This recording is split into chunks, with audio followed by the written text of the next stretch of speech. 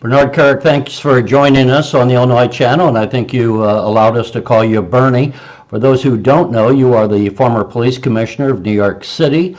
You were police commissioner when 9/11 happened and have many meritorious awards. But recently, you wrote an editorial on NEWSMAX that we wanted to talk to you about.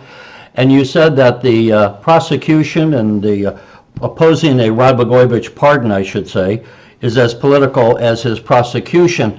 So you are urging the president to issue a pardon for former Illinois Governor Rod Blagojevich, and we're curious why you're doing this and what are the reasons that you would argue Rod Blagojevich should be let out of prison early. Well, listen, I think number one, this was clearly a selective and political prosecution. Rod Blagojevich was involved in politics. He was the governor of the state of Illinois. He was intercepted on a phone call where he was discussing, the Senate seat of Barack Obama, who had just become president. And the federal government prosecuted him, basically saying that he was trying to sell that seat, that he wanted something in return for that seat, either politically, personally, financially. So there's two primary issues here. One, he gained nothing.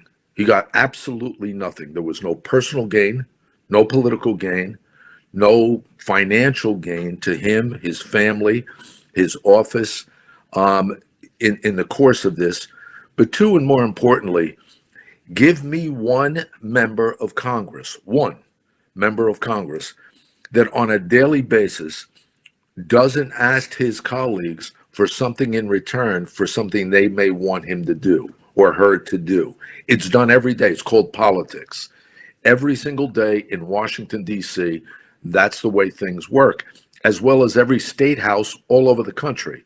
So Rod Blagojevich wasn't doing anything that nobody else doesn't do in politics, and they charged him with an attempted quid pro quo, if you will, because he didn't get anything.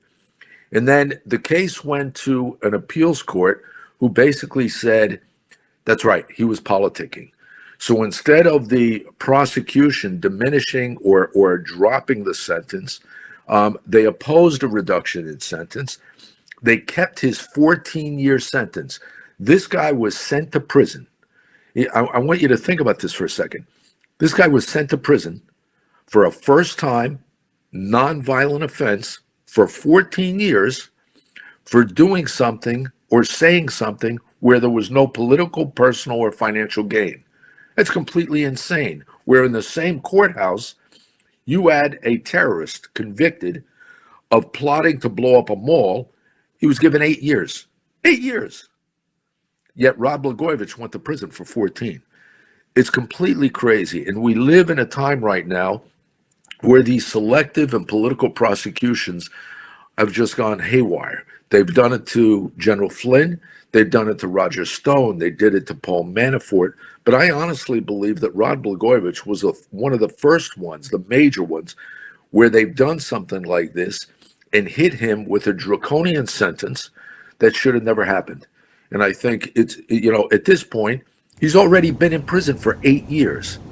And I think the president should pardon him. And I want to make this clear. I'm a Republican.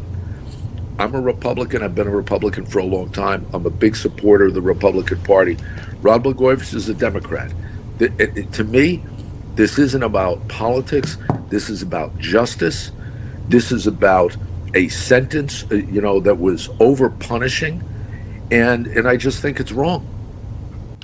You write in your editorial, and I want to bring this up for a minute. You write that in July of 2015, the Seventh Circuit Court of Appeals reversed these charges on whether the governor had sold the Senate seat, ruling that the so-called sale of the Senate seat was not a crime after all. It was nothing more than routine political log rolling, something done in the halls of Congress basically every day. But would the prosecutors adjust his sentence following the reversal of the original charges? Absolutely not. And that goes to the point that you were just mentioning, that the court supported what you just told us, that when the governor said, I've got this thing and it's golden, on one hand, that was true. I mean, the power to appoint someone to the U.S. Senate is quite a power. And one could argue that the former governor was merely stating the facts, not necessarily trying to cash it in. And as you said, the former governor didn't get any money for it. I would tell you, I covered Rod Blagojevich when he was the governor. I was no fan of Rod Blagojevich. I think he was a very bad governor. But I would also say this, kind of to the point you made, 14 years seems excessive. We have now destroyed the man's finances. We've destroyed his reputation. People would say he did that himself, I suppose. But the point is, if we're going to try to make an example of the governor, I would say at this point he's been in jail for approximately half his sentence, I think. If people looking at the Rod Blagojevich example haven't taken the point by now that it's not a good thing to do to be corrupt in office, then I guess they would never take the point. So I should also say, you are one who wrote the book From Jailer to Jail. You yourself spent some time in prison, so you bring a very unique perspective to this as one who have been on both sides of law enforcement and had to go through prosecution. Would you say that if we're going to spend, and I always hear different numbers, if we're going to spend $50,000 or $100,000, whatever it costs, to keep Rod Blagojevich in jail every year, I don't think anyone would argue that Rod Blagojevich would be a danger to society if he were released. Should we be using that money to take someone else who is a violent criminal offender and put them in prison instead? You know what, we are living in a time right now where you have the president himself, the president pushing for criminal justice reform. A part of the criminal justice reform element is over punishing, mass incarceration, wrongful prosecutions. These are things that we should be looking at across the country, not only in the state systems, but in the federal system. And Rod Blagojevich's case is a case that people should use by example, where politicians, political adversaries, political opponents, they weaponize the U.S. criminal justice system against their adversaries, against their critics, just like we've seen in Washington with the president, with Mike Flynn, with Roger Stone and these others. We need to stop politicizing politics, and that's what happened here. And I think it's horrible. And you mentioned some of the things, we've destroyed him personally. We've destroyed him financially. We destroyed his career. But you know what you destroyed? You destroyed his family. You crucified his kids. You know what? I've run the largest police department in the United States. I ran the largest jail system in the United States. And I've been on the inside. I've been targeted by the government because I had a nanny that I paid cash to. I was charged with false statements and tax charges. I went to prison. I spent 3 years and 11 days in prison. I've seen the devastation. I've seen the destruction to families. This is a guy where the people of this country would have been far better served if he was given an alternative sentence where he did community service, where he went to a college and taught for nothing, where he taught inner city kids, where he mentored kids. This guy shouldn't have went to prison. It's nonsense. This was all political, and I think the shame of it is he's already been in for 8 years, and the only person that can really turn this around and help him is the president. And you have a governor, and I want to touch on this. You have a governor in Illinois right now, Pritzker, who he's all about criminal justice reform. There was an article last week. He's all about criminal justice reform. He's playing up to the minority communities about criminal justice reform, yet he is opposing and has opposed this pardon, which is completely absurd. So, if you're going to talk about criminal justice reform and you're going to be for criminal justice reform, then really be for it. Rod Blagojevich should be pardoned and he should be released from prison. Yeah, you mentioned Governor Pritzker, and I was going to bring that up. What's interesting is that Rod Blagojevich and Governor Pritzker were apparently friends when Rod Blagojevich was the governor, and we have FBI recordings of now Governor Pritzker talking to Rod Blagojevich and asking Rod Blagojevich to appoint him to be the treasurer, which didn't happen. And so it does beg the question is why Governor Pritzker are you so adamantly opposed to a pardon for Rod Blagojevich, who you were so chummy with before? I don't have the answer for that. I don't know if you have any speculation yourself. Well, listen, the other question is, why wasn't he prosecuted? Why wasn't he prosecuted? You prosecuted Rod Blagojevich. Why didn't you prosecute him? He was picked up on those wiretaps asking for a political favor. At the end of the day, it's all politics. This should have never happened. You spent and it's a shame.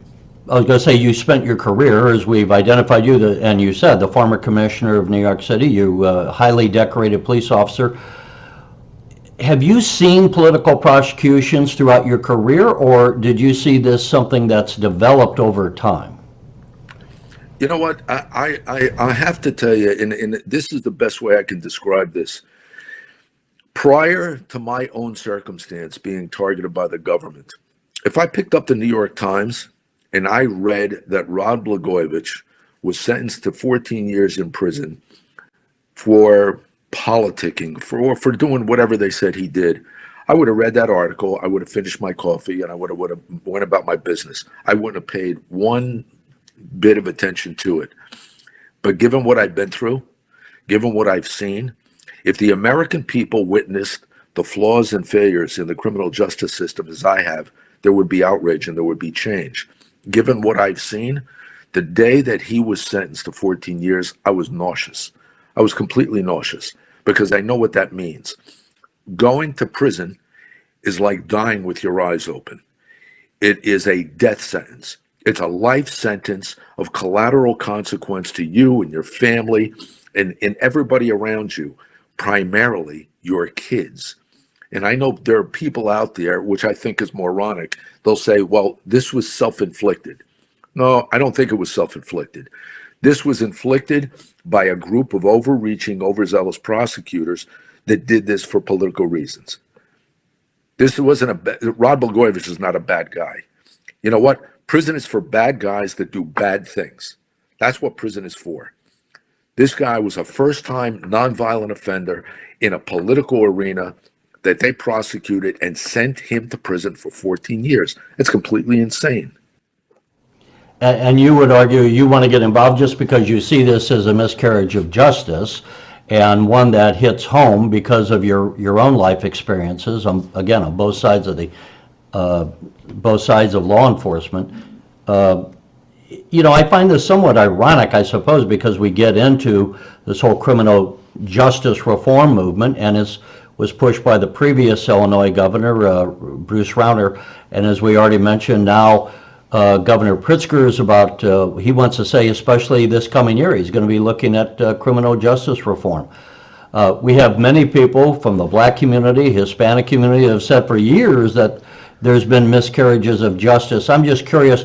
I suspect that you were probably, when you were going up as a police officer, maybe less sympathetic to those arguments in the past. I would say I probably was too, just given by my own socioeconomic background. You presumed guilt by people. Should we all be paying more attention to this? Is there something more than this Blagojevich prosecution that has larger implications for all of us as far as what reforms should be happening in criminal justice? And if you have any particular ideas on that, I'd love to hear them. You don't focus on things like this if you haven't been through them or you don't know somebody that has. It's just not. It's not your business. You don't know anything about it. You could care less. You believe the tabloid headlines when they say this guy was guilty, he did ABC, and the government's the good guys. And the government says he should go to prison for 14 years, and you sit back in your kitchen drinking your coffee thinking, okay, you know, they're right. Absolutely right. Nobody has any idea what that means. Nobody thinks, how long is 14 years? Nobody thinks about that number. You know what? We take murderers, terrorists, attempted murderers, rapists, they get 10. Some get 5. Some get 8. You know what? They put this guy in prison for 14 years.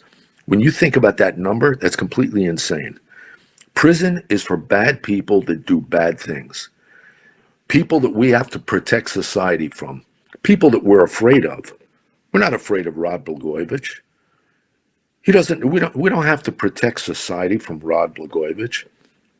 Why was he sent to prison for 14 years? Because it's all about politics. That's why. And that kind of stuff has to change. And it would be, I suppose, something that neither of us can really answer. Why is Governor Pritzker opposing this? And I don't know to what extent, if President Trump is considering a pardon. I've heard that he's considering it. I don't know to what extent the president would be influenced by Governor Pritzker's stand that Rod Blagojevich should be kept where he is what the governor basically said last August. But you bring up the points, and I've often thought as a layman, and again, we appreciate your insights because you have such deep insights into this. But when I hear just the variances of different sentences over time, we say that justice should be blind, that equal justice under the law, and yet we so seldom get equal justice under the law for the same crime, as you've already mentioned, and you can go on and on and on indefinitely about this. For the same crime, you have one guy getting 5 years and someone else might get 12 years. It just doesn't seem that there is any... I've come to calling it the legal system, not the justice system, because if I said to people long before this happened, there seems to be damn little justice in the justice system. Well, listen, the bottom line is the punishment is supposed to fit the crime.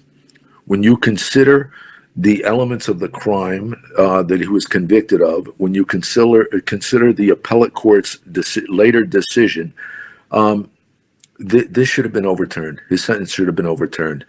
He should have been out already. You know what? If you wanted justice, give him a year and a day, send him out, give him an alternative sentence, give him community service, give him home confinement, let him go back to work, let him take care of his kids. You've separated this guy from his young daughters.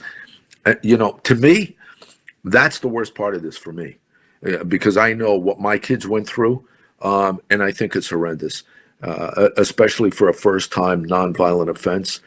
And I just think it's sad. I think it's sad, and they're doing this all over the country. And if you're really about criminal justice reform, as Governor Pritzker said he is, well then you should be 100% supporting this pardon. 100%. Bernard Kerik, we appreciate connecting with you. Perhaps we can talk at another time more in depth on the entire topic of criminal justice reform, which is a pretty big topic. But we really wanted you, given the editorial you had in NEWSMAX, and we'll put a link on our YouTube channel to that so people want to read it. We wanted to focus on the Blagojevich case right now. We'll see what happens. But we appreciate so much you joining us on the Illinois Channel, and hope you have a great day. Thank you, sir. Thanks for watching, and if you haven't already, please consider subscribing to our channel. And while you're at it, please leave us a comment. Thank you for watching.